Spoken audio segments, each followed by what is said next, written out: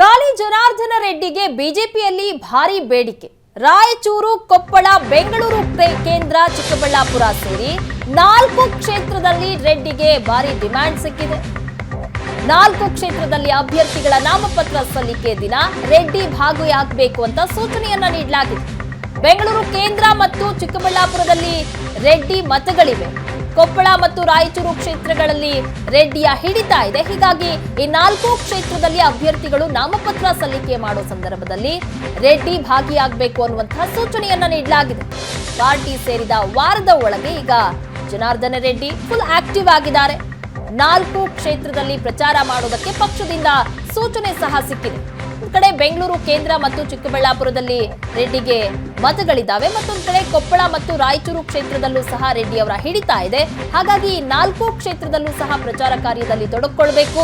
ಹಾಗೆ ನಾಮಪತ್ರ ಸಲ್ಲಿಕೆ ದಿನ ಸಹ ರೆಡ್ಡಿ ಭಾಗಿಯಾಗಬೇಕು ಅಂತ ಪಕ್ಷದಿಂದ ಸೂಚನೆಯನ್ನ ನೀಡಲಾಗಿದೆ. ಹೀಗಾಗಿ ಗಾಲಿ ಜನಾರ್ದನ ರೆಡ್ಡಿಗೆ ಬಿಜೆಪಿಯಲ್ಲಿ ಭಾರಿ ಬೇಡಿಕೆ ಉಂಟಾಗ್ತಾ ಇದೆ. ಪಾರ್ಟಿಯನ್ನ ಸೇರಿ ಬಿಜೆಪಿಯನ್ನ ಸೇರಿ ಜನಾರ್ದನ ರೆಡ್ಡಿನೂ ಸಹ ವಾರ ಆಗ್ತಾ ಇದೆ ಅಷ್ಟೇ. ಅದರ ಒಳಗಾಗಿ ಈಗ ಪಕ್ಷದ ಹಾಗೆ ಅಭ್ಯರ್ಥಿಗಳ ಪ್ರಚಾರ ಕಾರ್ಯದಲ್ಲಿ ತೊಡಗಿಕೊಳ್ಬೇಕು ಅನ್ನುವಂತಹ ಸೂಚನೆಯನ್ನ ಈಗ ಪಕ್ಷ ಕೊಟ್ಟಿದೆ. ಒಟ್ಟು 4 ಕ್ಷೇತ್ರಗಳಲ್ಲಿ ರೆಡ್ಡಿಗೆ ಭಾರಿ ಡಿಮ್ಯಾಂಡ್ ಇದೆ. ರಾಯಚೂರು, ಕೊಪ್ಪಳ, ಬೆಂಗಳೂರು ಕೇಂದ್ರ ಮತ್ತು ಚಿಕ್ಕಬಳ್ಳಾಪುರದಲ್ಲಿ ಪ್ರಚಾರದಲ್ಲಿ ಭಾಗಿಯಾಗಬೇಕು ಅಂತ ಈಗಾಗಲೇ ಪಕ್ಷ ತಿಳಿಸಿದೆ. ಈ ಬಗ್ಗೆ ಹೆಚ್ಚಿನ ಡೀಟೇಲ್ಸ್ ಕೊಡ್ತಾರೆ ನಮ್ಮ ಪ್ರತಿನಿಧಿ ರವಿಶಿವರಾಮ್. ಪಕ್ಷವನ್ನ ಸೇರಿ ವಾರದ ಒಳಗಾಗಿ ಈಗ ಫುಲ್ ಆಕ್ಟಿವ್ ಆಗಿದ್ದಾರೆ ಜನಾರ್ದನ ರೆಡ್ಡಿ. ಅವರಿಗೆ ಭಾರಿ ಬೇಡಿಕೆ ಸಹ ಸಿಕ್ಕಿರುವಂತದ್ದು. 4 ಕ್ಷೇತ್ರಗಳಲ್ಲಿ ನೀವು ಅಭ್ಯರ್ಥಿಗಳ ನಾಮಪತ್ರ ಸಲ್ಲಿಕೆ ದಿನ ಭಾಗಿ ಆಗ್ಲೇಬೇಕು ಅನ್ನುವಂತಹ ಸೂಚನೆ ಕೊಟ್ಟಿದ್ದಾರೆ. ಎಷ್ಟು ಆಕ್ಟಿವ್ ಆಗಿದ್ದಾರೆ ಹಾಗಾದ್ರೆ ಜನಾರ್ದನ ರೆಡ್ಡಿ ಅಂತ? ಪ್ರಗತಿ, ಮೊನ್ನೆಯಷ್ಟೇ ಜನಾರ್ದನ ರೆಡ್ಡಿ ಬಿಜೆಪಿಗೆ ಸೇರ್ಪಡೆಯಾಗಿದ್ದಾರೆ. ಪಕ್ಷದ ಕಚೇರಿಯಲ್ಲಿ ಸೇರ್ಪಡೆಯಾದ ರೆಡ್ಡಿ ಅವರು ಹೇಳ್ತಾ ಇದ್ರು, ನನಗೆ ಅಂದ್ರೆ ಮೂಲ ಮನೆಗೆ ಬಂದಂತೆ ಆಗಿದೆ ಎನ್ನುವಂತ ಭಾವನೆಗಳನ್ನ ಕೂಡ ವ್ಯಕ್ತಪಡಿಸ್ತಾ ಇದ್ರು. ಆದ್ರೆ ವಿಶೇಷ ಅಂತ ಹೇಳಿದ್ರೆ ವಿಧಾನಸಭಾ ಚುನಾವಣೆಯ ಸಂದರ್ಭದಲ್ಲಿ ಜನಾರ್ದನ ರೆಡ್ಡಿ ಅವರು ಪಾರ್ಟಿಗೆ ಸೇರ್ಪಡೆ ಆಗ್ಬೇಕು, ಬಿಜೆಪಿಯಿಂದ ಸ್ಪರ್ಧೆ ಮಾಡ್ಬೇಕು ಅನ್ನುವಂತ ಬಹಳ ದೊಡ್ಡ ಬಯಕೆಯನ್ನು ಹೊಂದಿದ್ರು ಕೂಡ ದೆಹಲಿಯ ನಾಯಕರುಗಳು, ಬಿಜೆಪಿ ಹೈಕಮಾಂಡ್ ಅದಕ್ಕೆ ಅನುವನ್ನ ಮಾಡಿಕೊಟ್ಟಿರ್ಲಿಲ್ಲ. ಆದ್ರೆ ಲೋಕಸಭಾ ಚುನಾವಣೆಯ ಸಂದರ್ಭದಲ್ಲಿ ಈಗ ಜನಾರ್ದನ ರೆಡ್ಡಿ ಅವರನ್ನ ಪಾರ್ಟಿ ಕರ್ಕೊಂಡು ಬಂದಿದ್ದಾರೆ ಮತ್ತು ಅದನ್ನ ಸೇರಿಸ್ಕೊಳ್ಳೋದಕ್ಕೆ ಒಂದು ಚರ್ಚೆಯನ್ನ ಮಾಡಿ ನಿರ್ಧಾರವನ್ನ ಮಾಡಿದ್ದಾರೆ. ಈಗ ಅವರಿಗೆ ಸೇರಿಸ್ಕೊಂಡಿದ್ದು ಮಾತ್ರ ಅಲ್ಲ, ಪಾರ್ಟಿಗೆ ಸೇರ್ಪಡೆಯಾದ ಬಳಿಕ ಈಗ ಅವರಿಗೆ ಬಹುದೊಡ್ಡ ಜವಾಬ್ದಾರಿಗಳನ್ನು ಕೂಡ ಹಂಚಲಾಗಿದೆ.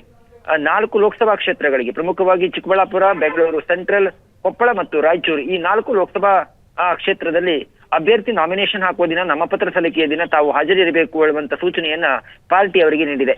ಪ್ರಮುಖವಾಗಿ ಕೊಪ್ಪಳ ಮತ್ತು ರಾಯಚೂರಿನಲ್ಲಿ ಜನಾರ್ದನ ರೆಡ್ಡಿ ಅವರಿಗೆ ತನ್ನದೇ ಆದಂತಹ ಹಿಡಿತ ಇದೆ. ವಿಧಾನಸಭಾ ಚುನಾವಣೆಯ ಸಂದರ್ಭದಲ್ಲಿ ಬಿಜೆಪಿಯ ಮತಗಳನ್ನ ಒಂದಿಷ್ಟು ಒಡೆಯುವಲ್ಲಿ, ತನಗೆ ಆ ಮತವನ್ನ ತೆಗೆದುಕೊಳ್ಳುವಲ್ಲಿ ಸಾಕಷ್ಟು ಅವರು ಯಶಸ್ವಿ ಆಗಿದ್ರು. ಆ ಕಾರಣಕ್ಕೋಸ್ಕರ ಅವರಿಗೆ ಕೊಪ್ಪಳ ಮತ್ತು ರಾಯಚೂರಿನ ಜವಾಬ್ದಾರಿಯನ್ನ ಕೂಡ ಕೊಡಲಾಗಿದೆ. ಅಲ್ಲಿ ಹೆಚ್ಚಿನ ಒಂದು ಗಮನವನ್ನ ಇಟ್ಟು ಬಿಜೆಪಿ ಅಭ್ಯರ್ಥಿ ಪರವಾಗಿ ಕೆಲಸವನ್ನ ಕೂಡ ಮಾಡೋದಕ್ಕೆ ಸೂಚನೆಯನ್ನ ಕೊಡಲಾಗಿದೆ. ಇನ್ನು ಚಿಕ್ಕಬಳ್ಳಾಪುರ ಮತ್ತು ಬೆಂಗಳೂರು ಕೇಂದ್ರಕ್ಕೆ ಬರೋದಾದ್ರೆ, ಚಿಕ್ಕಬಳ್ಳಾಪುರದಲ್ಲಿಯೂ ಕೂಡ ರೆಡ್ಡಿ ಸಮುದಾಯದ ಮತಗಳಿದ್ದಾವೆ. ಬೆಂಗಳೂರು ಸೆಂಟ್ರಲ್ ಅಲ್ಲಿ ಕೂಡ ರೆಡ್ಡಿ ಸಮುದಾಯದ ಮತಗಳಿರುವ ಹಿನ್ನೆಲೆಯಲ್ಲಿ ರೆಡ್ಡಿ ಅವರನ್ನ ಅಲ್ಲಿ ಚುನಾವಣೆಗೆ ಬಳಸ್ಕೊಂಡ್ರೆ ಪಕ್ಷಕ್ಕೆ ಅನುಕೂಲ ಆಗುತ್ತೆ ಅನ್ನುವಂತ ನಿಟ್ಟಿನಲ್ಲಿ ಜನಾರ್ದನ ರೆಡ್ಡಿ ಅವರಿಗೆ ಬೆಂಗಳೂರಿನ ಸಮೀಪ ಇರುವ ಚಿಕ್ಕಬಳ್ಳಾಪುರ ಇರಬಹುದು, ಬೆಂಗಳೂರು ಕೇಂದ್ರ ಇರಬಹುದು, ಇಲ್ಲಿಯೂ ಕೂಡ ಜವಾಬ್ದಾರಿಗಳನ್ನು ನೀಡಲಾಗಿದೆ. ಜನಾರ್ದನ ರೆಡ್ಡಿ ಅವರಿಗೆ ಈ 4 ಕ್ಷೇತ್ರಗಳ ಜವಾಬ್ದಾರಿ ಮತ್ತು ಪಾರ್ಟಿಯಲ್ಲಿ ಅವರು ಯಾವ ರೀತಿ ಪ್ರಚಾರಗಳನ್ನ ಮಾಡ್ತಾರೆ. ಯಾಕೆಂದ್ರೆ ಗಂಗಾವತಿಯಿಂದ ಗೆದ್ದಿರುವಂತ ಜನಾರ್ದನ ರೆಡ್ಡಿ ಅವರಿಗೆ ಮೊನ್ನೆಯಷ್ಟೇ ಅವರ ಪತ್ನಿ ಮತ್ತು ಅವರು ಪಾರ್ಟಿಯಲ್ಲಿ ಸೇರ್ಪಡೆಯಾಗಿದ್ರು. ಇಡೀ ಪಾರ್ಟಿಯನ್ನು ಅವರು ಬಿಜೆಪಿ ಜೊತೆ ವಿಲೀನ ಮಾಡಿದ್ರು. ಹೀಗಾಗಿ ಕೊಪ್ಪಳ ಮತ್ತು ರಾಯಚೂರಿನಲ್ಲಿ ಬಿಜೆಪಿಗೆ ಒಡೆದು ಹೋಗಿದ್ದಂತ ಮತಗಳನ್ನ ಮತ್ತೆ ಸೇರಿಸುವಲ್ಲಿ ಜನಾರ್ದನ ರೆಡ್ಡಿ ಅವರ ಶ್ರಮ ಹೇಗಿರುತ್ತೆ ಮತ್ತು ಅದು ಎಷ್ಟರ ಮಟ್ಟಿಗೆ ಅನುಕೂಲವನ್ನ ಮಾಡಿಕೊಡ್ತೇನೆ ಅನ್ನೋದನ್ನ ಕಾದು ನೋಡ್ಬೇಕಾಗಿದೆ.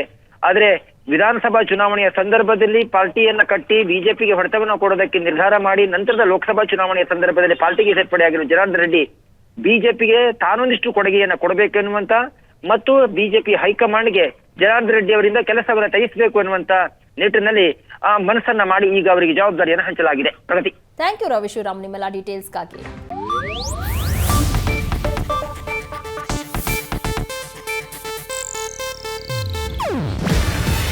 ಇದು ಏಷ್ಯಾನೆಟ್ ನ್ಯೂಸ್ ನೆಟ್ವರ್ಕ್ ಪ್ರಸ್ತುತಿ. ನೀವು ನೋಡ್ತಿದ್ದೀರಾ ಏಷ್ಯಾನೆಟ್ ಸುವರ್ಣ ನ್ಯೂಸ್.